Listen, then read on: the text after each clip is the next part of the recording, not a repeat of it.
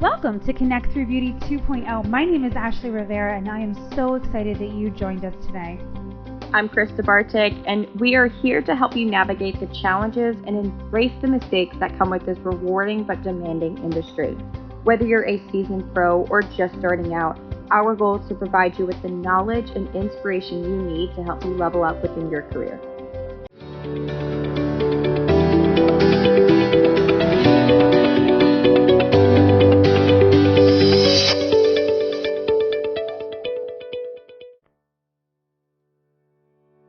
Hello everyone, it's Ashley Rivera. I just wanted to let you know about CanvasME. Have you guys heard of this platform yet? Oh my goodness, talk about a game changer. If you are a salon owner and you have trouble recruiting, this is the platform for you. So go to CanvasME.com right now, sign up today. You will not regret it. The people that I recruit on this platform are incredible.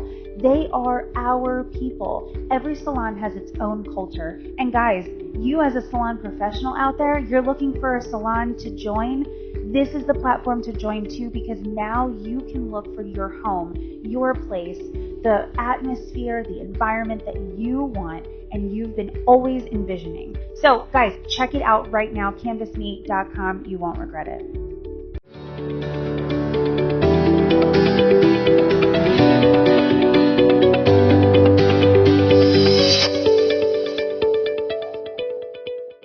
No turning back.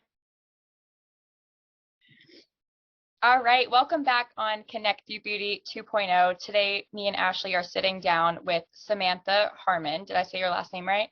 Yes. Yes, perfect. Otherwise known as Samantha Beauty Confessions. Samantha, you wear many, many hats, so we're so excited to bring you on for this topic. We are discussing many options that you can do within this industry to bring in extra income, or maybe your heart is just being pulled in another direction. So Samantha, introduce us. If people haven't heard of you, let us know who you are. Yes, so I am Samantha Harmon, Samantha's Beauty Confessions on Instagram. And yes, I do wear a million different hats, honestly. I still work behind the chair a couple of days a week. And then the other days I am filming content for the different brands that I work with on social media. And I'm now launching a podcast. So I'm adding another hat to my resume. Yes, I'm so excited. Yes, I can't wait for it. I'm really, I've wanted to do it so long, and I just cannot believe it's finally happening. Good for you. That's so good. So what is your big focus going to be on when you start launching the podcast? Okay, so I just kind of accidentally came across it, but I've developed a big passion for talking about mental health and different struggles in the industry, and just how to almost keep going whenever life gets kind of hard for you. And my goal with the podcast is for me to do solo episodes and share some experiences I've been through, but also to bring on people who can kind of share what they're doing. And even if they don't have a quote unquote struggle to share, they can at least tell the steps they took to get there, and just kind of inspire other people that may be feeling burnt out or discouraged or whatever the case is. I think that as stylists, it's easy to kind of get overwhelmed, right?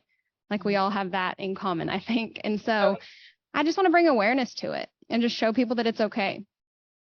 I love it. We're so in alignment on that.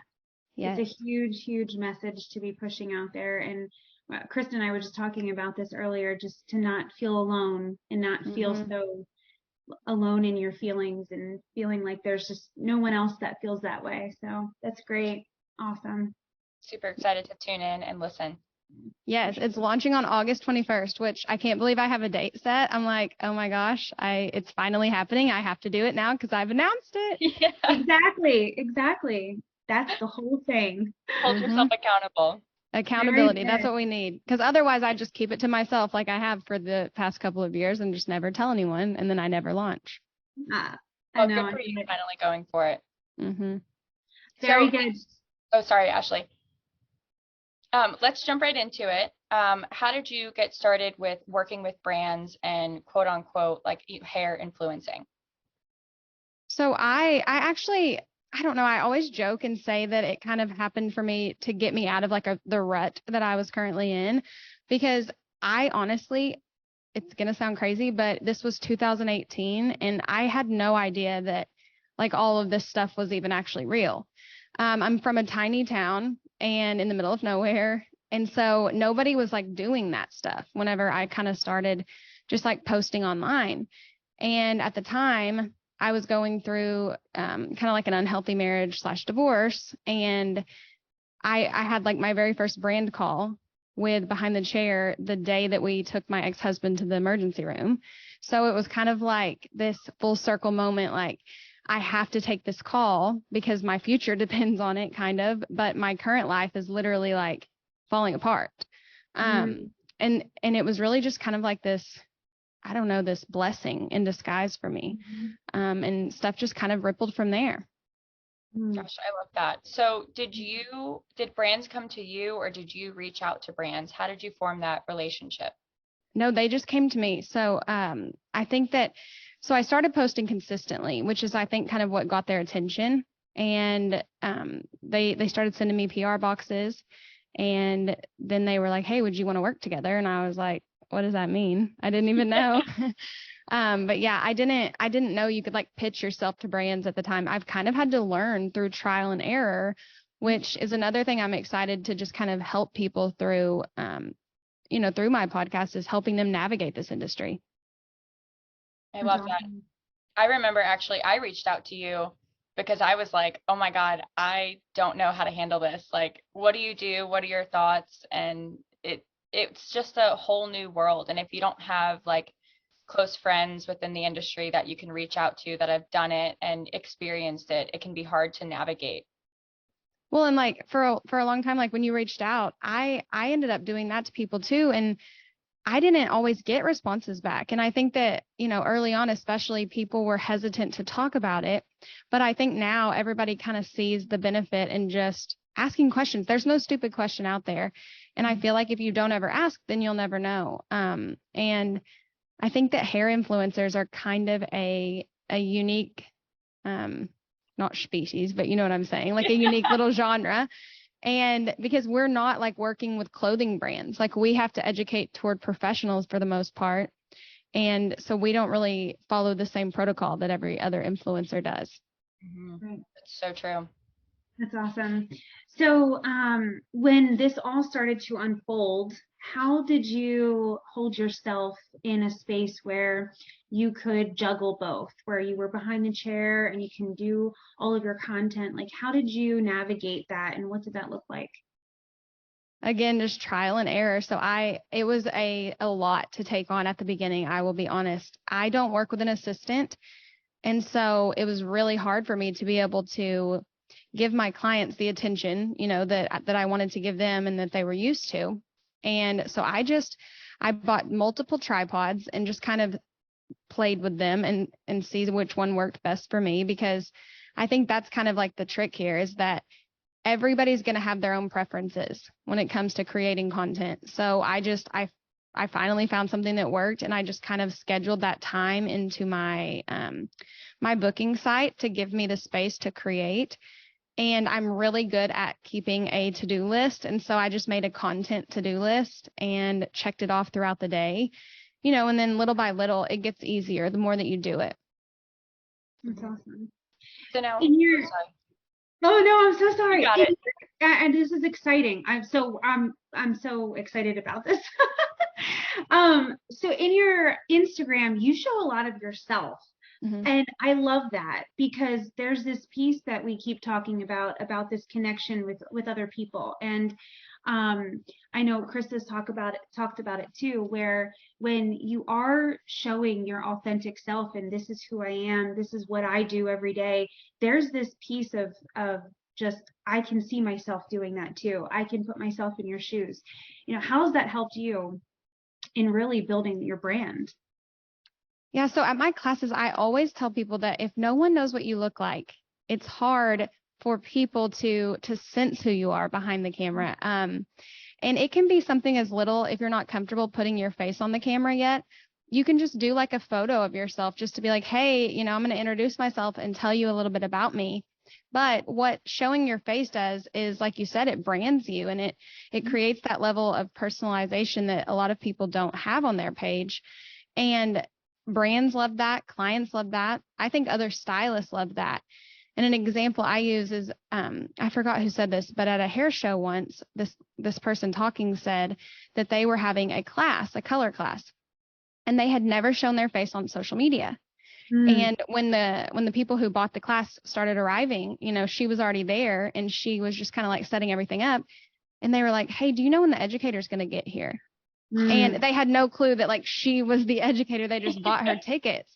And she said, you know, at that point, I knew I needed to start putting myself out there more. And that really clicked with me. And it's so true. It's since I've shown my face and just done like little things here and there, I feel like it's opened up so many new doors for me in the whole like influencer realm of the industry.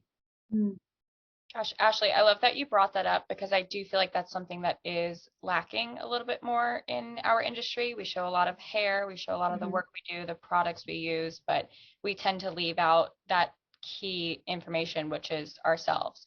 So can you give us some examples of how people should showcase themselves on social media? I always say anything that you're doing, there's like that TikTok song that says everything's content. I think now what's really trending is text on top of videos. And so even if you're like, I could never sit down and record myself directly on the camera, you can put up a tripod or just prop your phone up on your station while you're doing a hair color and just put like a few things about yourself or ask a question, and just anything that you can do, even if it's just the side of you. You know, and then little by little, I think that you'll start to feel more comfortable like looking into the camera, because it is weird. I did a podcast with someone else earlier today, and I was talking about how when I first did it, you start noticing these little things about yourself that you don't see on a daily basis because we're not staring at ourselves in the mirror, I hope. But when you're editing videos of yourself, you're like, oh my gosh, I do this weird thing with my eyes or my mouth or whatever. And so that does take some getting used to. But if you just film little things you're doing every day, I feel like it's not as intimidating. That's so funny you mentioned that. I've gone back on videos of me teaching, and I've noticed while I'm painting, my hips like wiggle. It's like, so crazy. Nobody else notices this. No, they don't. They for sure don't. Like, and I had to tell myself that too. Like, nobody else sees it. We're just so hard on ourselves. And so when we're the ones editing our own content, it's intimidating to push post. Oh, definitely. Definitely. I love this.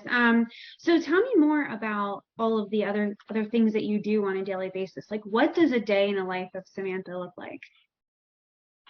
So now I don't know where I'm going to add my podcasting into it, but now what I do is I kind of have days where I'll do certain things. So I work in the salon usually on Wednesdays all day, every week.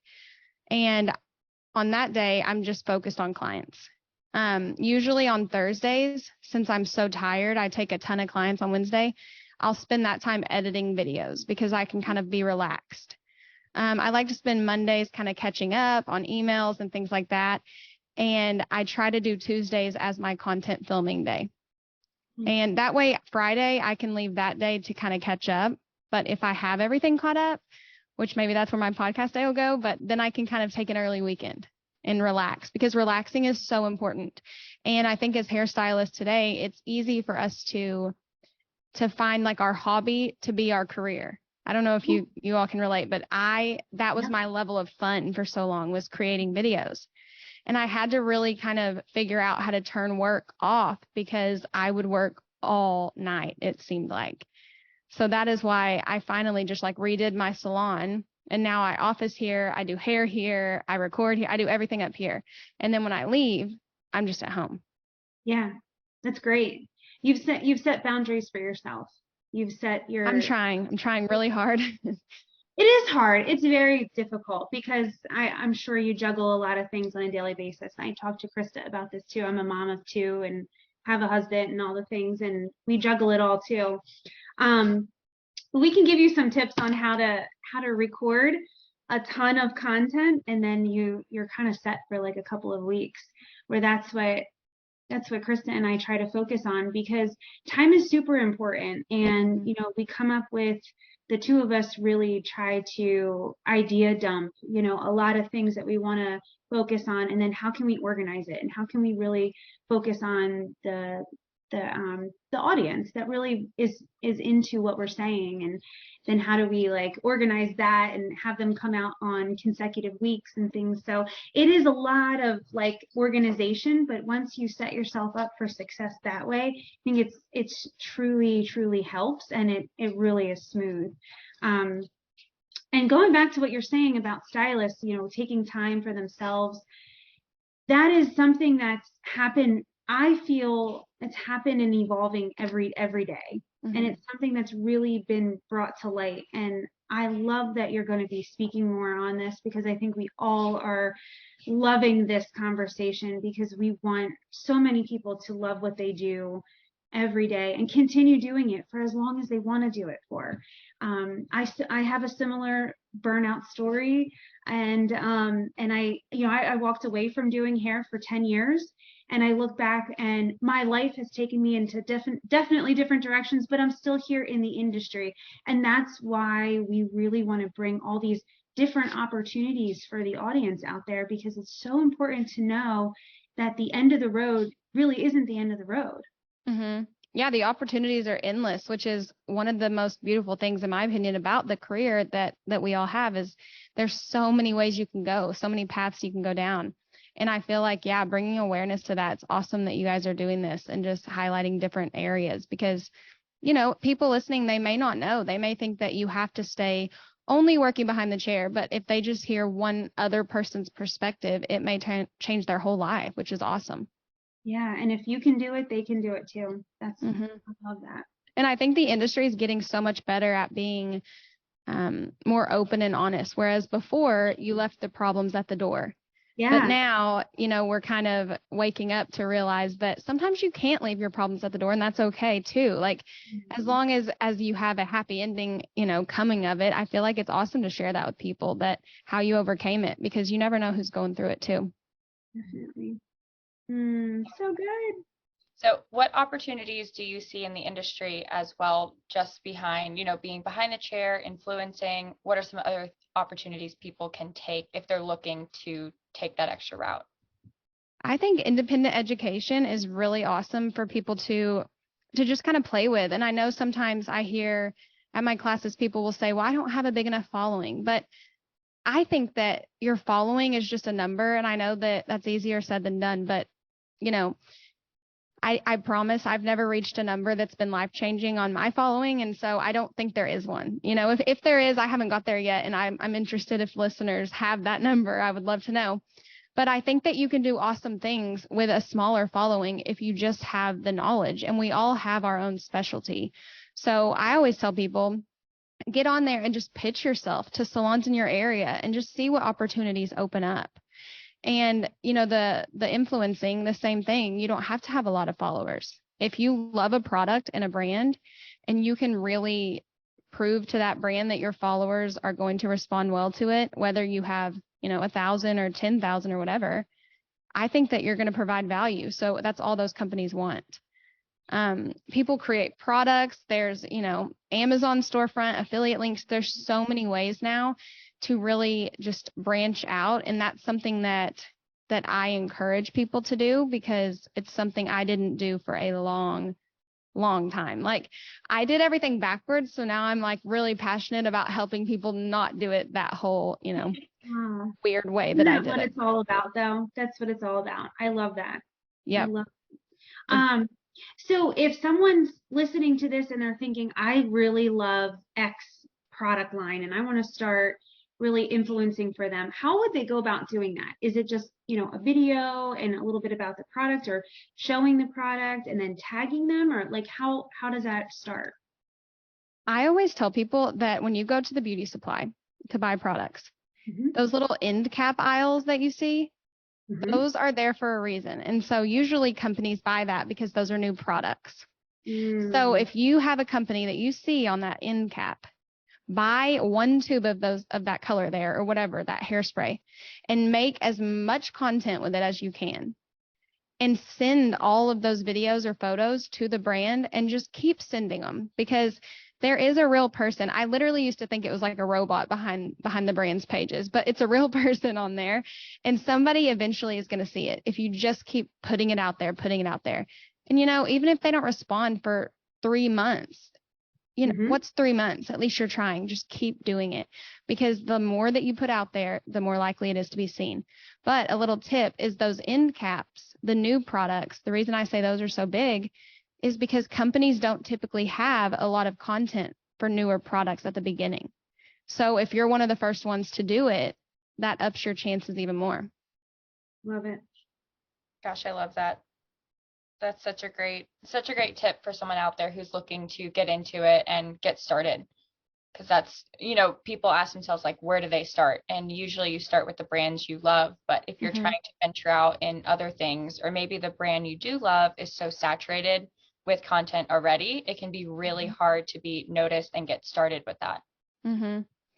And I promise, like, I'm literally from the middle of nowhere. Like, I can't even explain how middle of nowhere it really is. But I feel like if consistency is key. And that doesn't mean every day posting. If you can only post 3 days a week, just choose your 3 days a week and stick to those 3. Don't overwhelm yourself, because then if it's not fun to you, you're going to be burnt out so quick. And then who knows, you may end up just like giving up altogether. But doing something realistic, if you have kids or whatever, I can't imagine how hard it is to juggle all of that. But just sitting down and looking at your schedule and just mapping it out in advance, I think saves so much time and energy. Oh yeah. It's so important. That's literally what I do every day, is I make a list of what I need to do and just time blocks, and family is in that list. Yep. Yeah. If I don't schedule it, whatever it is, it won't happen. So I have to. Yeah, for sure. Love it. Good. You have to schedule yourself in there. Family, yourself, you time. It's so important. Yeah. And it does get easier. Just a little like silver lining there, that at first creating content is going to feel hard. I won't lie, just because you've never done it, but if you really want it, if you're really serious about it, there are so many ways of making it your income, really. And once you get something kind of going that works for you, I promise, like within a month of doing it, it's going to start sticking in your, in your schedule every day, and it's just going to come natural. I love that. So what did that transition look like for you with your clients behind the chair? As somebody who, let's say they're behind the chair and they're wanting to venture out into other things, how can they soften that transition with their clients, so to speak? This was hard for me. This was so hard for me. I think that we all have this in common as hairstylists, but disappointing people is not something we want to do. We want to be people pleasers all the way through, all the time. So at first I was trying to do it all. I was still working 5 days a week behind the chair and still trying to do all this stuff, but I was literally working like 15-hour days or something crazy. And so what I did is I just sent out an email, and I told them at first I was going to go from 5 to 3 days a week. And then as the partnerships that I've gotten have just continued to grow, I've had to cut that down to 1 or 2 days a week. And I just like pack it out on those days. But I think raising your prices is a good way to kind of eliminate some clients, or find them, maybe your assistant or someone next to you in the salon. But just being honest with them is what I've found has helped me, because when I felt like I was making excuses, it made me feel more guilty. But once my clients could kind of see where my path was going, I feel like they were so supportive of it. Definitely. Oh, and I'm sure they were so proud to be your client. Yeah. Yeah. And I feel like, at first the small town kind of assistant thing is kind of weird here. Like a lot of people don't want assistants, working on them if they're paying you, which I totally get that. And so if that's the case, what I would do is just have conversations like, hey, I want to still keep doing your hair, but I need some help. And so are you comfortable with so-and-so, doing this for me in your service? And if so, I'd love to keep you. That's great. Gosh, that is great. So much like helpful tips in here for someone wanting to get started, or maybe somebody who's doing it that needs some guidance. So thank you so much for sitting down with us today and chatting about anything. Ashley, do you have any other questions? I do. So one more question. What do you do for yourself to fill yourself back up? What do you do to kind of consistently do that for you? So this has been a never-ending battle, I feel like, with me. I honestly don't have like hobbies. Okay. So I just poured myself again into my work, but my boyfriend now, he is very like outdoorsy, I guess. I'm not very outdoorsy. So he has been really helpful to me in making me get outside and making me just like sit and get natural sunlight and just kind of step away from a screen for 2 seconds. And it's kind of crazy because even an hour away from looking at a screen can spark so much creativity in you when you're not even trying. Yeah. I find that when I sit at home and I'm just scrolling through TikTok or Instagram, that I start comparing. And then when that happens, I don't want to ever create. So scheduling massages has helped me, and just getting outdoors has been such a game changer. Oh, that's so good. Thank you so much for I saying love that. That was a really good question too. But if you're listening and you're like, I never take time away, like schedule that in too. That was how I first had to do it, because I would look at my computer, look up, and it was like 6 hours later. So I had to start time blocking out 10 minutes to just like walk out my door, around my yard, and back in. And it's just kind of crazy because you reset your brain, and it allows you to just kind of stop thinking for 2 seconds, which I don't know about y'all, but I think a lot. Yes. Oh, all the time. But I think you're more productive when you take those times out of your day, because, let's be honest, if there's 8 hours that you're focusing on something, how much of that time are you really being productive? I know that I'm like, oh, that I need to do, now that I need to do, now that I need to do, constantly all over the place. So if you're, taking that one thing, doing that thing to the end and completing it, taking a break and coming back, I think that helps tremendously. Yeah. And if you can, this might be unpopular, but I'm just going to say it, but I post every single day on social media, 7 days a week. I've done this for, I don't even know, unhealthy amounts of time. But if you cannot do that from the beginning, I highly recommend it. If I don't do it now, this is just crazy that how much anxiety it gives me. But if I don't post every day now, the algorithm like punishes me. It truly does.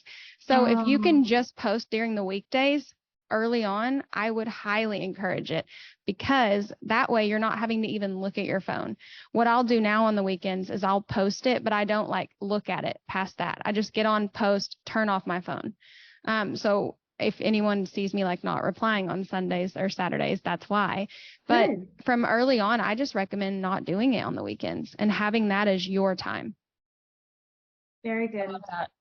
I hear a lot of podcasts talk about like post every day, be on your phone, do this, do that. But it's so revealing to hear, like, just don't start it that way, because once you get yourself in that rut, it's really hard to put it down. Like you said, like you have to force yourself to not go on your phone. And I mean, I took my first like actual vacation that had nothing to do with work last month, and I had to force myself to like not go on Instagram. I mean, I still found myself engaging, but I forced myself to not post. And it's so crazy to think that, once we start that, we tend to stay in it, and then it's so hard to get out. Yeah. And I mean, wasn't it like anxiety kind of for you to not look at it? Like, I literally can't imagine, like when you were saying that, I'm like, oh my gosh, I don't know what I would do.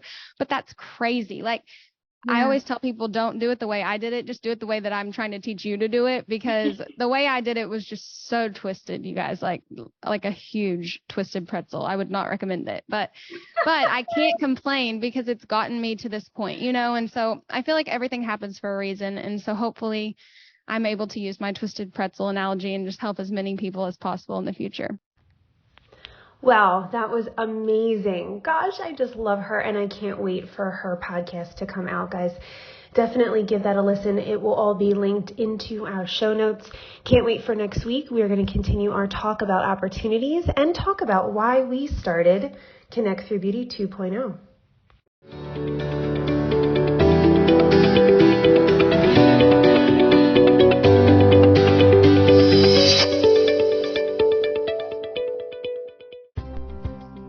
Hey guys, I just wanted to talk to you about ElevationH. Paul and Cole Thompson from Manchester, England have created this incredible company. They have apprenticeship programs just for salons. They take that all out of the hands of the salon owner and just take care of it for them. Amazing. They do the same thing in beauty schools and get in there and take them to the next level. They also have memberships for professionals. Guys, we need continued education, and we need it to grow. These two have really just elevated that for us in our career, in our businesses. Go ahead and check them out. All of the links are there in our show notes. As always, thank you so much for staying connected with us. Continue to use us as resources so that you can continue to grow as a beauty professional.